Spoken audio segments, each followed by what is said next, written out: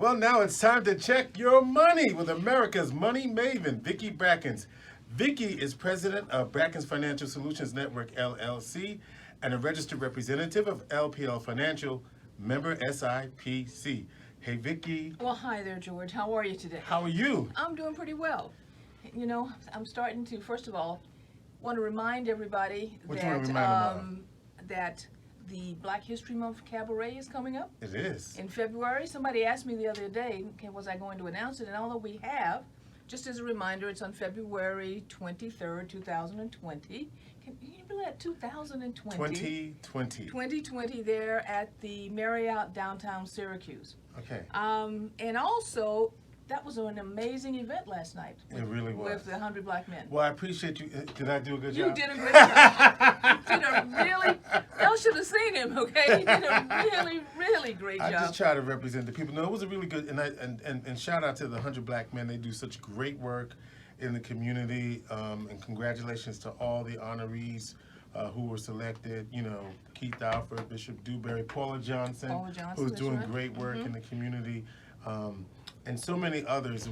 It was just a great night. Yes, it was. Okay. Well, we're going to, in some ways, sort of dovetail into some of the things that are on everyone's mind based on what happened last night, because scholarship and education and those types of things were high on the topic list. Oh, absolutely. Okay. And what I'm going to talk about today, in case anyone wants to go back and look at it, this was in USA Today back on the 15th of this month. Okay.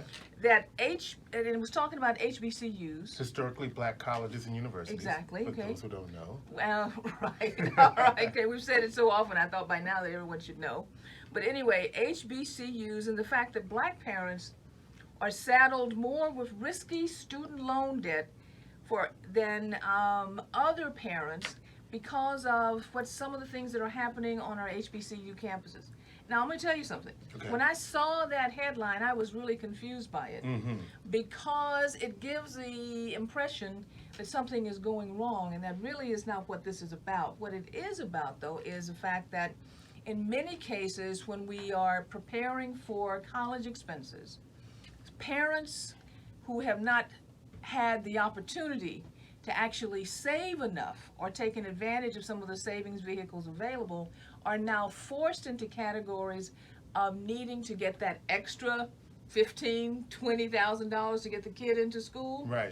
And keep them in school. And keep them in school, and are now looking at different types or non-traditional types of funding versus grants and federally subsidized loans, and going for something that's called a parent plus loan. And I add one more thing to that. Also, they've capped the student ability, right, to take out. To take out loans. Right, okay, right. So you have this gap space. Okay? Right. And because the fact that parent plus loans are used more prevalently in HBCUs than other campuses. In fact, they did a comparison between two of the larger HBCUs and most well-known HBCUs in the country, which would be Spelman, Morehouse, and Clark Atlanta. Primarily because they needed a comparison base, and they had Emory University, which is not an HBCU, right there in the same metroplex, so you would have some similarities as far as the demographics were concerned. And they found that there was a higher level of use of parent plus loans on HBCU campuses. So, what would you say? Well, so what? Well, but it's about the debt servicing. We've talked about that before. How much it costs to continue to service the debt after the fact, and the long-range impact that it has on particularly parents and grandparents. People who are going into debt in order to send their child or grandchild to school, and that debt persisting through retirement. And that's the biggest challenge. So what was looked at in the survey was the fact that in those categories, in many of the categories, first of all, the ability to pay back the loan, as far as qualifying the loan, is much looser with parent plus loans. Whereas, you go into a bank typically, and they're looking at your credit report, and they're looking at how much money you're making. It's like sign and drive. Exactly. It's basically sign and drive. So there's no real screening around ability to repay. Repay. It's just sign. Right. Okay? And think about the emotional impact. My kid needs to go to school. We short this money. If we don't find it someplace and we don't have any other resource to get it, I'm going to do whatever I can because I don't want to disappoint them, but we need to stop and think for a second about your ability to repay. Well, in many cases, the average income level that's being shown for people who fall into this category quite often is somewhere around $30,000 to $35,000. Well, if you've got a Parent Plus loan at 15 and your income is 30 to 35, how are you going to repay that loan? Yeah. Okay, so the debt continues to persist and takes them through. The kid is now out of school. I shouldn't say kid. The child is now out of school.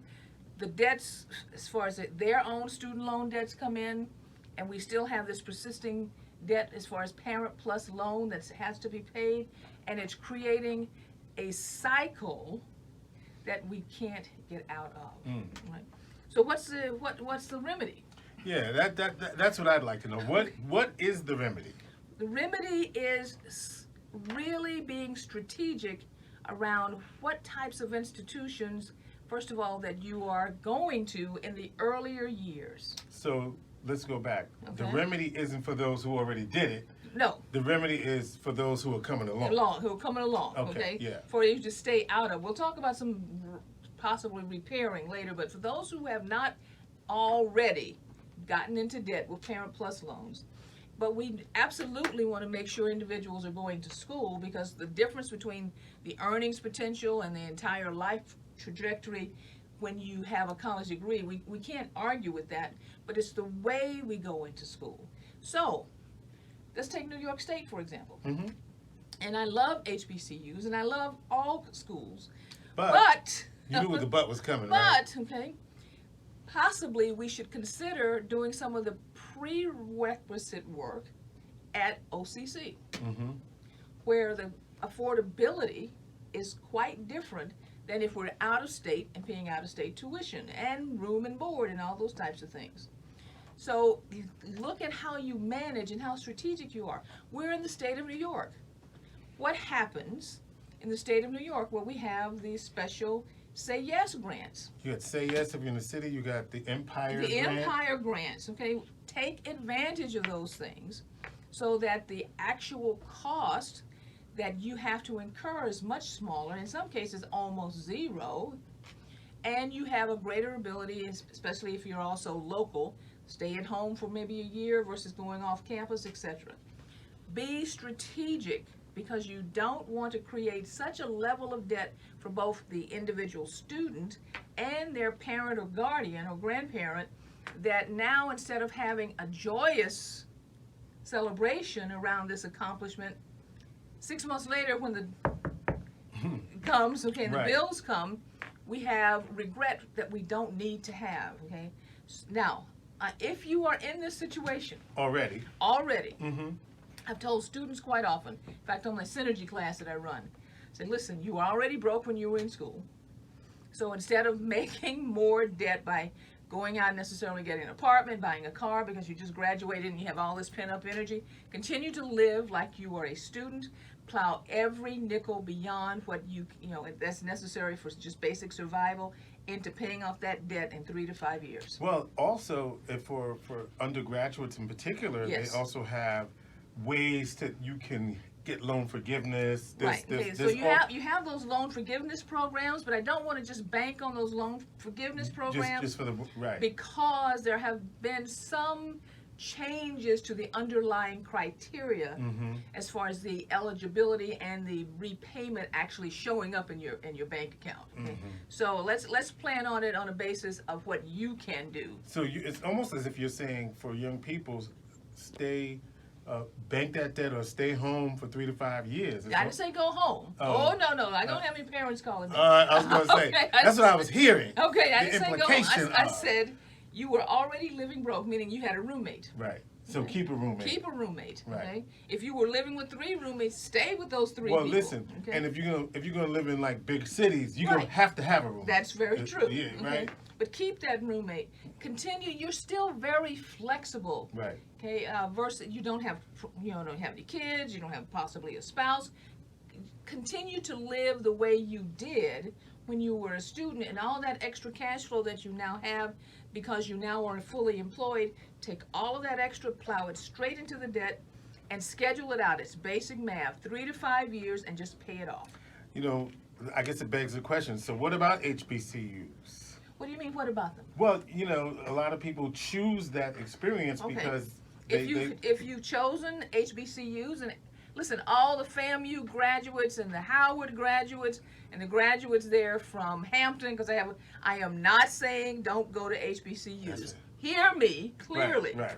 What I am saying is that if you make that choice, then you have to be much more strategic on how you prepare to get there. Right. So you can do 2 years at OCC and then go to wherever you want to go. Exactly. Yeah. Okay. All right. Then, but if you've already done it and there's a Parent Plus loan, then possibly looking at refinancing the loan. There are also some situations where, and this is not specific advice, this is a consideration, where we have home equity lines that are less onerous in their actual interest rate that's being charged, that you can use to basically refinance the loan by taking the home equity cash, paying off the higher interest rate that's there with the loan that you took out for the Parent Plus loan, repay the home equity loan, and you can do it at a faster pace with less outlay of cash on a monthly basis.